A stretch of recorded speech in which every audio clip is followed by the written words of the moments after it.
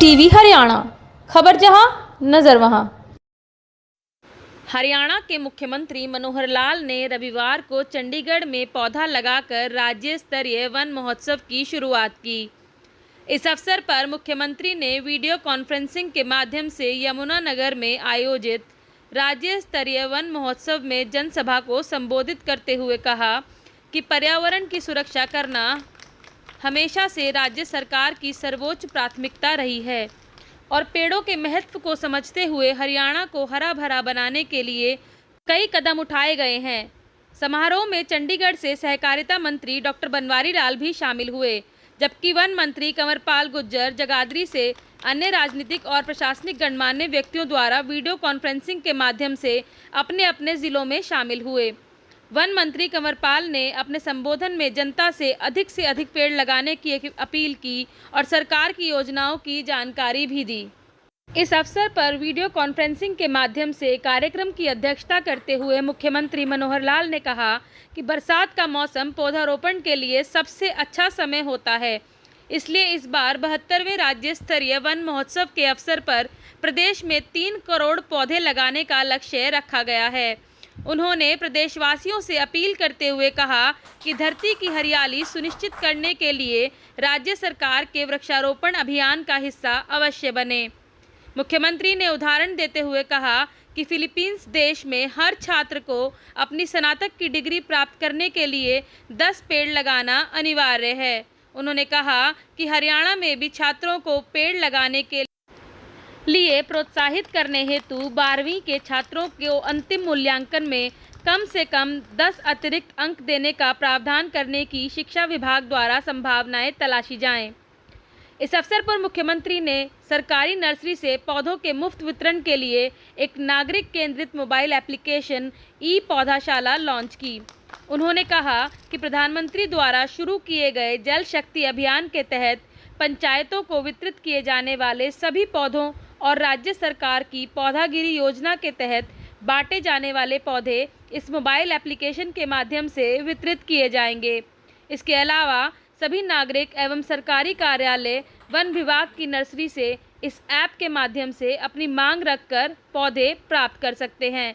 यह mobile application Android और iPhone दोनों के लिए उपलब्ध है।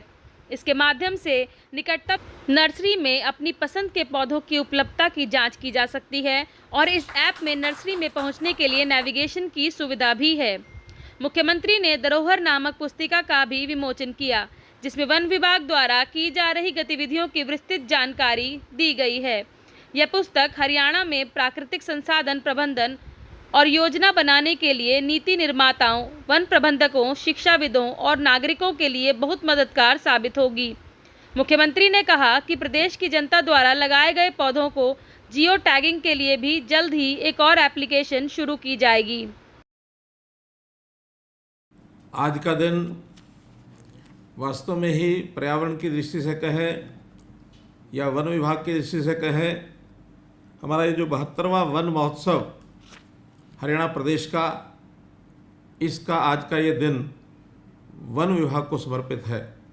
आज इस कार्यक्रम में हमारे साथ सभी जिला केंद्रों पर सब लोग जुड़े हैं। हमारे अन्य स्थानों पर चाहे वो एजुसेट से जुड़े हुए छात्र बंधु हैं या वन विभाग के डिविजनल बायोडाइवर्सिटी कमेटीज़ के जो लोग हैं वो जुड़े हैं। मेरे साथ हमारे सहकारिता मंत्री श्री बनवारी लाल जी उपस्थित हैं। अन्य स्थानों पर सभी हमारे केंद्रीय मंत्री, सभी हमारे सांसद, सभी हमारे विधायक, उपस्थित सभी सज्जनवृंद, आज के इस अवसर पर मैं आपको बहुत बहुत बधाई और बहुत बहुत शुभकामना देता हूँ।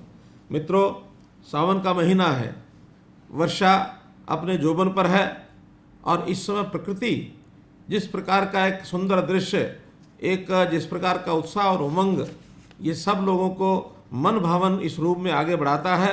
न केवल मनुष्य बल्कि वृक्ष, औषधि, पेड़, अन्य सभी फसलें वो भी सब लहला रही हैं कि इस मौसम में एक आनंद का जो भावना है वो सब उसको महसूस कर रही हैं। आज हमने जिस प्रकार से विचार करना है मित्रों, पेड़ों का जो महत्व है ये हम सबको ध्यान में रहना चाहिए कि जो पेड़ हैं हमारे जीवन में पर्यावरण के नाते तो महत्वपूर्ण है ही हैं। आखिर इन पेड़ों से हम फल प्राप्त करते हैं, छाया प्राप्त करते हैं। और सबसे महत्वपूर्ण, क्योंकि अभी कोविड के इस 2 वर्ष के कार्यकाल का जो हमको अनुभव हुआ है, खास करके जो दूसरी लहर आई, इस समय इन पेड़ों के माध्यम से जो ऑक्सीजन की आवश्यकता पूर्ति होती है वो हमको ध्यान में आई है। आखिर ये जो आवश्यकता अगर आभास हुआ है, तभी लोगों में एक जागरण भी पैदा हुआ है कि हमको पेड़ जो हैं वो लगाने चाहिए। मैं वन विभाग को बधाई दूंगा कि वन विभाग के लोगों ने, हमारे कंवरपाल जी ने जिस प्रकार की योजना रखी कि जो हमारे वृद्ध पेड़ हैं, इन वृद्ध पेड़ों के लिए पेंशन की जो योजना शुरू की, ये अपने आप में एक अभूतपूर्व योजना है। ये केवल मैं समझता हूँ हरियाणा में ही इसकी पहल हुई है, ऐसा समाचार हमको कहीं मिलता नहीं है। पेड़ भी मनुष्य जीवन की तरह एक उनका भी अपना जीव होता है। जीव के नाते से वो बीज रूप में जब आगे बढ़ते हैं, बीज बोया जाता है और एक छोटे से बीज के अंदर बरगद जैसे पेड़ का एक यानी स्वरूप निकलता है। तो ऐसा उसके अंदर एक बीज का जो रूप है, उसका एक अस्तित्व जो बनता है, वो हमारे चलते हुए जीवन को एक हमको प्रवाह के रूप में और संस्कार देता है।